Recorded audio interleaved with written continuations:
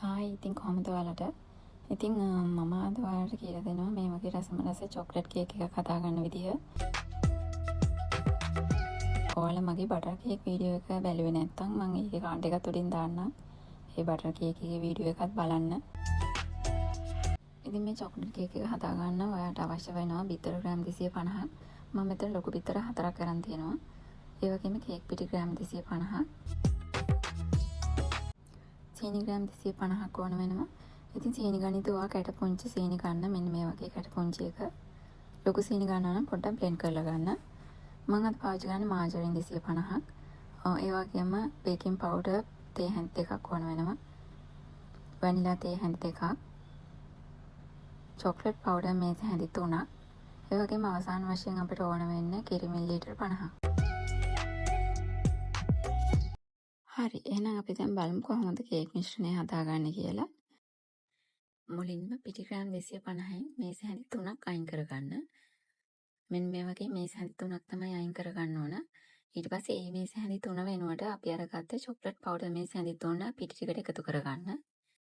ඒ වගේම මම මේ වෙලාවේදී බේකින් පවුඩර් තේ හැඳි දෙකත් මේ විදිහට එකතු කරගන්නවා. එතකොට ඔයා මෙතන දැනගන්න ඕන විශේෂම දේ තමයි කේක් පිටි සහ චොක්ලට් පවුඩර් යන දෙකේම එකතුව තමයි ග්‍රෑම් 250 වෙන්නේ. මොකද අපි අර මේස හැඳි 3ක් අයින් කරානේ. ඒක මේකට එකතු කරගන්නේ නැහැ. ඒ වෙනුවට තමයි චොක්ලට් පවුඩර් එකතු කරගත්තේ. ඊට පස්සේ මේ එකතු කරගත්ත පිටි වර්ග තුන හොඳින් මිශ්‍ර වෙනකන් ඔයා 3 පාරක් හොඳින් හලා ගන්න. මම දැන් පිටි ටික දෙපාරක් හලාගෙන තියෙන්නේ. 3 වෙනි පාර තමයි හලා ගන්න හදන්නේ. ඉතින් 3 වෙනි පාර හලා ගත්තට පස්සේ ඔයාට හොඳටම තේරෙයි දැන් පිටි ටික හොඳට මිශ්‍ර වෙලා තියෙන්නේ. ඔන්න දැන් අපිට තියෙන කේක් බැටර් එක හදාගන්න. ඉතින් කේක් බැටර් එක හදාගන්න ඉතින් ඔයා මාජරින් ගන්නකොට මාජරින් කාමර උෂ්ණත්වයට ආවට පස්සේ ගන්න. ඒ කියන්නේ පොඩ්ඩක් ඇඟිල්ලකින් ප්‍රෙස් කරපුවාම ඇඟිල්ල ඇතුලට යනවා වගේ තියෙනවා නම් ඒක තමයි කාමර උෂ්ණත්වය. ගොඩක් තද වෙන්න බෑ. ඊළඟට මම සීනි ටිකත් මේ මාජරින් ටිකට එකතු කරගත්තා. දැන් ඉතින් හොඳට බීට් කරගන්න තියෙන්නේ. සීනි ටික එකතු කරගත්තට පස්සේ මේක හොඳට බීට් කරගන්න ඕන. ඉතින් විනාඩි 15ක් විතර තමයි බීට් කරගන්න ඕන. බීටරේ ස්පීඩ් එක උඩරිම වැඩි කරලා මේ වෙලාවේ බීට් කරගන්න. ඉතින් ඔයා මගේ බටර් කේක් වීඩියෝ එක බලපු කෙනෙක් නම් මේ වෙලාවේදී ඔයාට හොඳටම තේරෙනවා චොක්ලට් කේක් එකක් සහ බටර් කේක් එකක් අතර වෙනස මොකක්ද කියලා. ඇත්තටම චූටි වෙනසක් විතරයි තියෙන්නේ. අපි බටර් කේක් එක හදාගන්න ඉතින් පිටි ග්‍රෑම් 250ම එකතු කරා.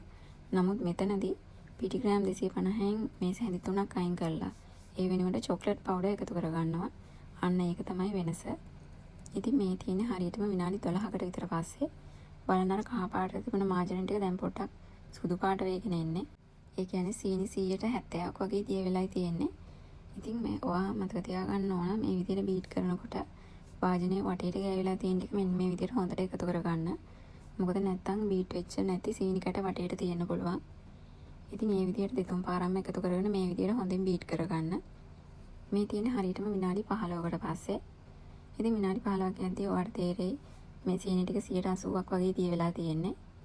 මෙන්න මේ වෙලාවේදී තමයි අපි බිත්තර එකතු කරගන්න ඕන. ඉතින් මම මේ විදිහට බිත්තර එක ගාන එකතු කරගෙන බිත්තර එකක් එකතු කරගත්තට පස්සේ විනාඩියක් වගේ ආයෙ මේ විදිහට බීට් කරගන්නවා. බිත්තර එකතු කරගත්තට පස්සේ ගොඩක් වෙලා බීට් කරන්න එපා. විනාඩියක් වගේ බීට් කරාම හොඳටම ඇති. බිත්තර එකතු කරගනින්දිත් අර මම කලින් කිව්ව විදිහටම වාජනයේ වටේට ගෑවිලා තියෙන ටික සැරින් සැරේ එකතු කරගෙන බීට් කරන්න. ඉතින් 3 වෙනි බිත්තරෙත් මම මේ විදිහට දැන් එකතු කරගත්තා. ඊට පස්සේ ආයෙත් විනාඩියක් විතර මේ විදිහට බීට් කරගන්නවා. මම මේ පෙන්නන විදිහටම මිශ්‍රණය හදාගත්තත් ඔයාලට පොඩ්ඩක්වත් අරදින්න නැතුව කේක් එක හදාගන්න පුළුවන්. ඇත්තටම කේක් හදාගන්න හරිම ලේසියි. ඔයා අලුතෙන්ම කේක් හදන කෙනෙක් නම් මුලින්ම බටර් කේක් වීඩියෝ එක බලන්න. ඊට පස්සේ ඔයාලට පුළුවන් මේ චොක්ලට් කේක් වීඩියෝ එකත් බලන්න. එතකොට ඔයාලට හොඳටම වෙනස තේරෙයි. ඇත්තටම චොක්ලට් කේක් සහ බටර් කේක් හදාගන්න හරිම ලේසියි. ඒ වගේම තව කේක් වර්ග ගොඩක් තියෙනවා. ඉතින් මම එකින් එක ඔයාලට කියලා දෙන්නම් කොහොමද හදන්නේ කියලා. ඉතින් මම මේ වෙලාවේදී 4 වෙනි බිත්තරෙත් එකතු කරගත්තා. ඔයාලට පේනවා ඇති දැන් මිශ්‍රණය ටිකක් දියාරු ගතියක් තියෙනවා. ඒ කියන්නේ සීනි ටික 100%ක්ම දිය වේගන වගේ එන්නේ දැන්. ඇත්තටම මේ විදිහට බිත්තර ටික ඔක්කොම දාලා බීට් කරගත්තට පස්සේ සීනි ටික හොඳටම දිය වෙනවා. ඉතින් බිත්තර හදලා හොඳට බීට් වුණාට පස්සේ මම මේ විදිහට වැනිලා තේ හැඳි දෙකක් එකතු කරගන්නවා. වෙනිලා ටිකත් එකතු කරගත්තට පස්සේ විනාඩි 3ක් විතර හොඳින් බීට් කරගන්න. අද වීඩියෝ එක හොඳයි කියලා හිතනවා නම් ඔයාගේ අදහසත් යටින් කමෙන්ට් එකක් දාන්න. ඒ වගේම අනිත් අයටත් බලන්න ෂෙයා කරන්න. ඔන්න ඔයා මගේ channel එකට අලුත් කෙනෙක් නම් අනිවාර්යයෙන්ම මගේ channel එක subscribe කරන්න කියලා තාත්තෙන් මතක් කරනවා. ඒතර මම වීඩියෝ එකක් දාපුවාම ඔයාලට notification එකක් එනවා. ඒ වගේම අපේ FB page එකත් අනිවාර්යයෙන්ම follow කරන්න. ඉතින් FB page එකේ link එකත් මම description box එකේ දාලා තියන්නම්. දැන් මම බිත්තර 4ම එකතු කරගෙන බීට් කරගෙන ඉවරයි. ඉතින් මෙන්න මේ අවස්ථාවේදී සීන් ටික 100%ම දී වෙලයි තියෙන්නේ. මම ඉතින් පිටි ටික එකතු කරගන්නවා. පිටි ටික එකතු කරගත්තට පස්සේ ඔයාලට පුළුවන් මේ වගේ පත්තක් හරි එහෙම නැත්නම් ස්පැචුලා එකකින් හරි මෙන්න මේ විදිහට පිටි ටික රවුමට මිශ්‍ර කරගන්න. ඉතින් කේක් හදන විවිධ ක්‍රම තියෙනවා. මේ මම හදන විදිය. ඉතින් ඔයාලට තව අදහස් සහ යෝජනා තියෙනවා නම් කමෙන්ට් කරන් යන්න. ඒ වගේම මම හරි මාසයි ඔයාලගේ කමෙන්ට්ස් කියවන්න. ඒක මට ලොකු සතුටක් වගේම ශක්තියක්. ඉතින් ආදරෙන් මතක් කරනවා වීඩියෝ එක හොඳයි නම් ලයික් එකක් දාන්න යන්න කියලා. ඉතින් මම මේ අතරේ මේ පෙන්නන විදිහට පිටි ටික එකතු කරගෙන මේ විදිහට මිශ්‍ර කරගන්නවා. මිශ්‍රණය අනිවන් විදිහට හදා ගන්න ඕන නිසා පිටි ටික ඔක්කොම එකපාර එකතු කරගන්න එපා. මම මේ පෙන්නන විදිහට 3-4 පාරකට එකතු කරගෙන කලවම් කරගන්න.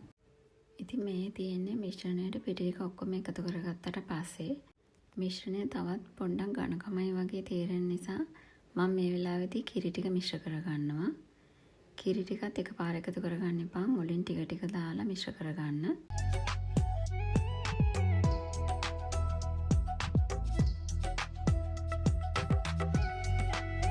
ඔන්න දැන් අපේ බැටර් එක රෙඩි. ඉතින් මේ බැටර් එකේ තියෙන එයා බබල්ස් අයින් වෙන්න, ඒ වගේම පිටි ටික හොඳට මිශ්‍ර වෙන්න මම මේ විදිහට විනාඩි 2ක් විතර බීට් කරගන්නවා. දැන් අපේ බැටර් එක නියම පදමට ඇවිල්ලා තියෙන්නේ.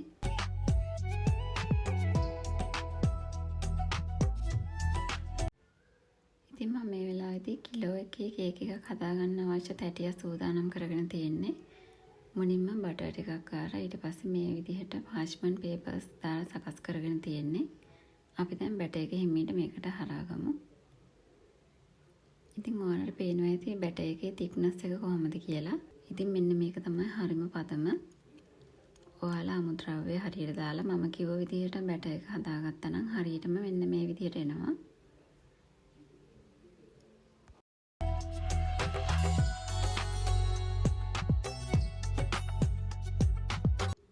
ඊට පස්සේ මම මේ පෙන්නන විදිහට මිශ්‍රණය එකම ලෙවල් එකකට හදාගන්න මෙන්න මේ විදිහට සකස් කරගන්න.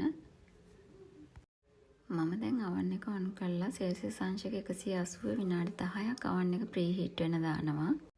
මිශ්‍රණය එකම ලෙවල් එකකට සකස් කරගත්තට පස්සේ එයා බබල්ස් අයින් වෙන මම 4-5 පාරක් මේ විදිහට ටැප් කරගන්නවා. මම දැන් සෙල්සියස් අංශක 180 විනාඩි 10ක් ප්‍රීහීට් වෙච්ච oven එකට මිශ්‍රණය දාගන්නවා. ඉතින් උඩ යට දෙකම බේක් වෙන විදිහට තමයි මම සකස් කරගෙන තියෙන්නේ.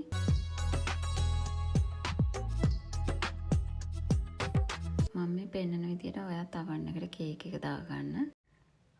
හරි මම දැන් මේ ඔයාලට පෙන්නන්නේ විනාඩි 45කට පස්සේ කේක් එකේ තත්ත්වය. කේක් එක හරිම ලස්සනට පිපිලා බේක් වෙලා තියෙන්නේ. මේ බලන්න විනාඩි 45කට පස්සේ. මම දැන් බේක් වෙච්ච කේක් එක oven එකෙන් ඉවත් කරගන්නවා. ඉවත් කරගෙන ඊට පස්සේ හොඳට නිවෙන්න තියන්න ඕනි පැය භාගයක් විතර. මේ වෙලාවේදී මුළු කේම කේක් සුවඳයි. මාරම සුවඳක් තියෙන්නේ. වැනිලා සුවඳ හොඳටම ඉස්මතු වෙලා දැනෙනවා. ඔයාලා බලා ගන්න පුළුවන් කේක් එක පුපුරලා නැහැ, මැදින් බැහැලා නැහැ, කිසිම ප්‍රශ්නයක් නැතුව හරිම ගානට හරිම ක්වොලිටියටම බේක් වෙලා තියෙනවා. මම මේ කේක් එක නිමුණාට පස්සේ ඔයාලට කෑල්ලක් කපලා පෙන්නන්නම්. මේ තියෙන්නේ පැයකට විතර පස්සේ මම පැයක් විතර තිබ්බා කේක් එක හොඳට නිවෙන්න. ඊට පස්සේ අපි දැන් කෑල්ලක් කපලා බලමු කොහොමද කේක් එකේ තත්ත්වය කියලා.